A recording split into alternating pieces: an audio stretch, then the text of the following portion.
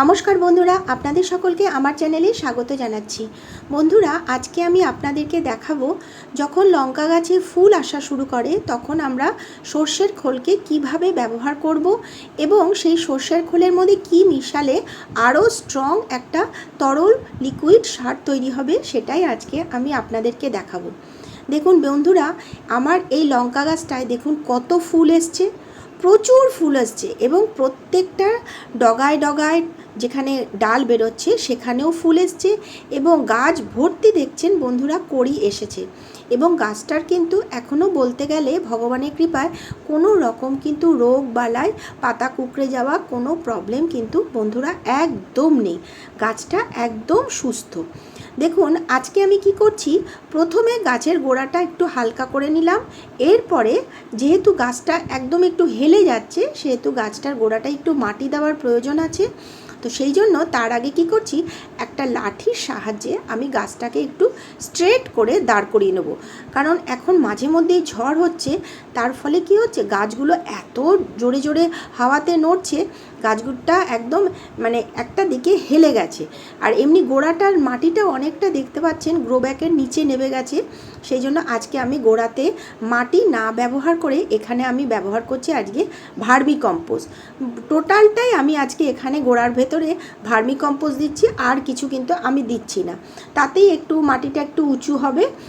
আর এই একটা লাঠি দিয়ে দেখুন আমি গাছটাকে স্ট্রেট করে বেঁধে একটা দড়ির সাহায্যে আমি ভালো করে এটাকে বেঁধে দিয়েছি। আর গোড়াতে দিয়ে দিলাম একটু ভার্মি কম্পোস্ট।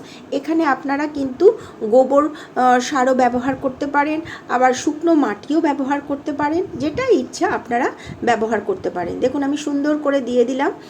আর এরপরে আমি যেটা ব্যবহার করব সেটা হচ্ছে একটা এই গাছের তরল লিকুইড একটা খাবার ব্যবহার করব এবং খুব কম পয়সা খরচা করে আমরা প্রত্যেকে এই তরল লিকুইড খাবারটা আমরা আমাদের লঙ্কা গাছে দিতে পারি। সেটা কি, সেটাই আজকে আমি আপনাদেরকে চলুন দেখাচ্ছি।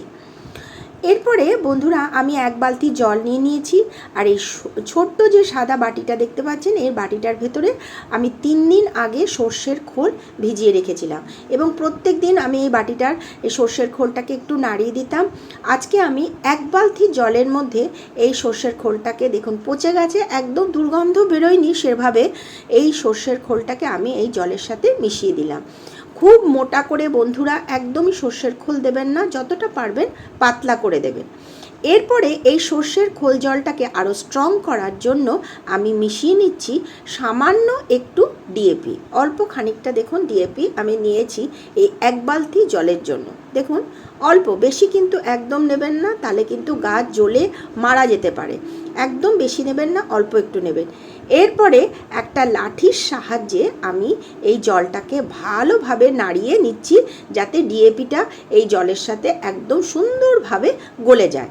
বন্ধুরা, এই যে তরল লিকুইড খাবারটা তৈরি করলাম এটা কিন্তু খুব কম পয়সার কম খরচের একটা গাছের জন্য যথেষ্ট এবং সমস্ত রকম খাবার কিন্তু গাছ এটা থেকে পেয়ে যাবে।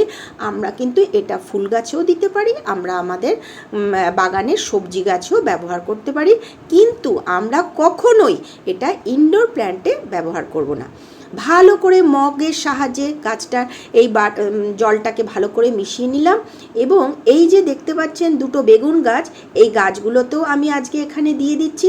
সব গাছে দেবো, অল্প করে দেবো যেন টবের থেকে নিচের থেকে না পড়ে যায়। দেখুন আমি এখানে দিয়ে দিলাম।